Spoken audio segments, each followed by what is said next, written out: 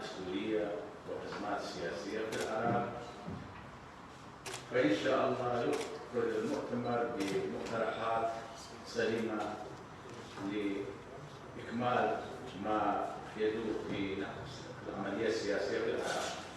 بحثنا بعنوان إشكالية دستورية النظام الفدرالي في العراق. كما نعرف أن النظام الفدرالي كغيره من الظواهر السياسية يصيبه الأمراض ويعترضه المشاكل، حيث نجد بجانب التجارب الناجحة الفدرالية بعض التجارب التي فشلت ولم يحدث لها النجاح والاستمرار، ذلك بسبب إمكانية التغلب على المشاكل التي ظهرت نتيجة طريقة الاتحاد الفدرالي وتطبيقه.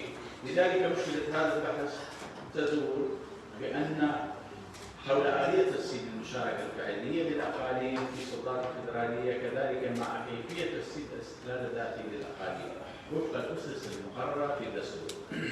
تناولنا بحثنا من خلال مقطع تمهيدي لتعريف النظام الفدرالي ومبحثين. في الأول تكلمنا عن الإشكاليات الخاصة بالبناء الفدرالي في العراق، وفي الثاني تناولنا إشكاليات متعلقة بمبدأ المشاركة وتوزيع الدستور للاختصاصات.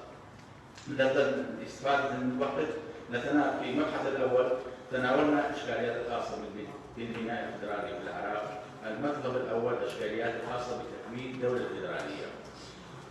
إذ تقوم الدولة الفدرالية بناء على رغبة أبناء أو مكونات أو وحدات مكونة لهذه الدولة، ويتجسد ذلك في الدستور الفدرالي كما هو الحال في الدستور الأمريكي والدستور السويسري والدستور الهندي.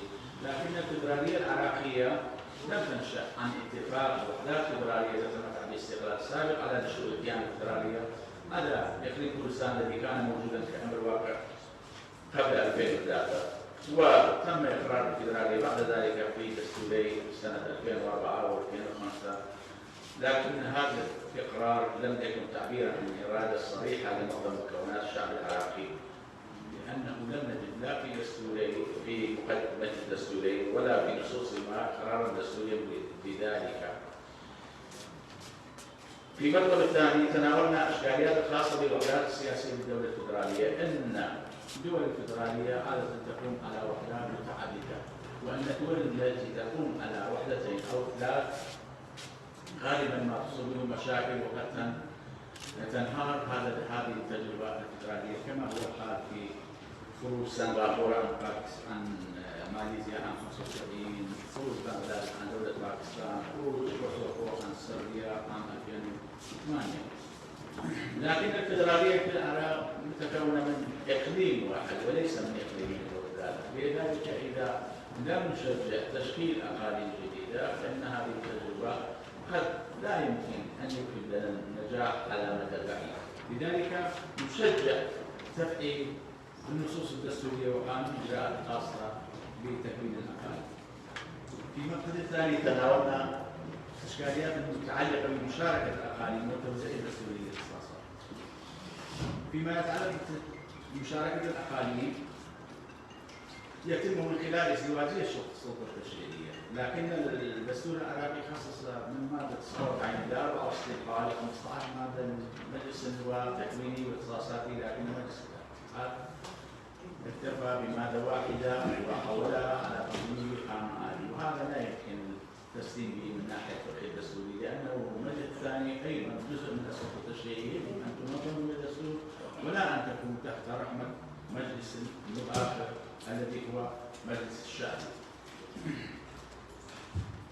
كذلك يتجسد مشاركة الأقاليم من خلال مساهمة الأقاليم في تعديل الدستور الفدرالي، لأن الفدرالية كما نعرف تقوم على وثيقة الدستور، فعند إجراء أي تغيير على الدستور المفروض أن تكون مكونات هذه الدولة وحدات الفدرالية في هذه الدولة أن تكون لها مساهمة في تعديل الدستور كما هو الحال في الولايات المتحدة الأمريكية وفي سويسرا وفي دول فدرالية أخرى، إذ يتطلب تعديل الدستور موافقة مجالس الأقاليم أو موافقة الشعب الأقاليم.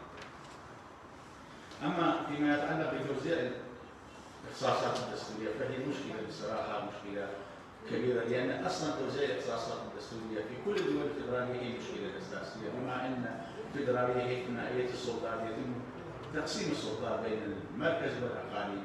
إذا لم تكن هذا التوزيع بدقة متناهية وواضحة فيحدث مشاكل مستقبلا كما هو بين الاقليم العراقي اقليم كردستان والعراق. فمثلا هاي مساله النفط والغاز، بما ان مواد المنظمه للنفط والغاز والثروات الطبيعيه غير دقيقه، لا هي ضمن المواد الحصريه ولا هي ضمن الاختصاصات المشتركه ولا هي ضمن اختصاصات متبقيه.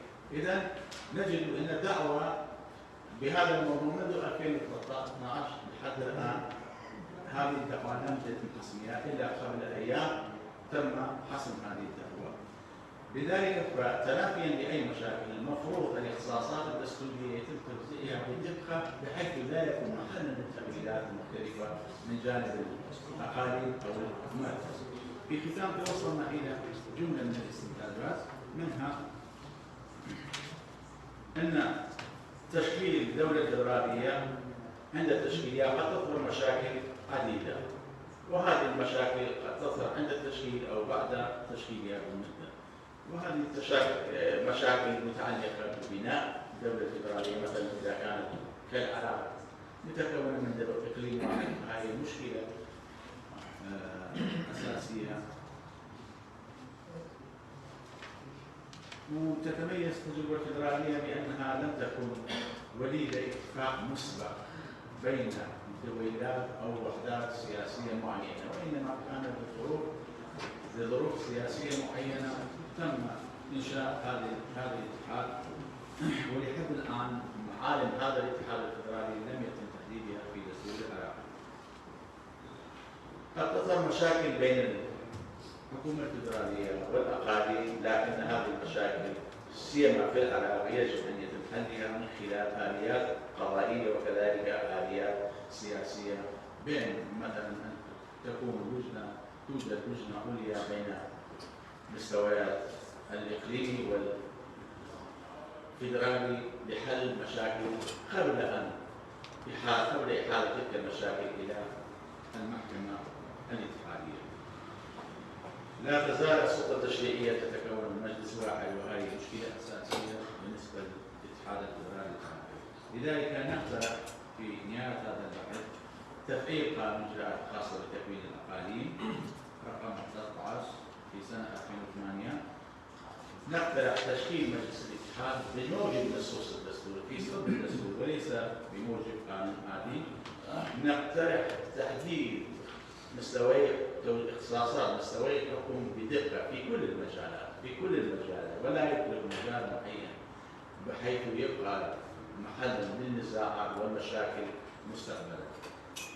إعادة التنظيم الدستوري رابعا اقتراح رابع للمحكمة الاتحادية العليا بحيث يتم من خلال هذا التعديل بالنصوص المتعلقة بتنظيم المحكمة الاتحادية من حيث التكوين والإخصاص أن يضمن ضمان مساهمة الأقاليم في قرارات هذه المحكمة ضمانا لحقوقهم.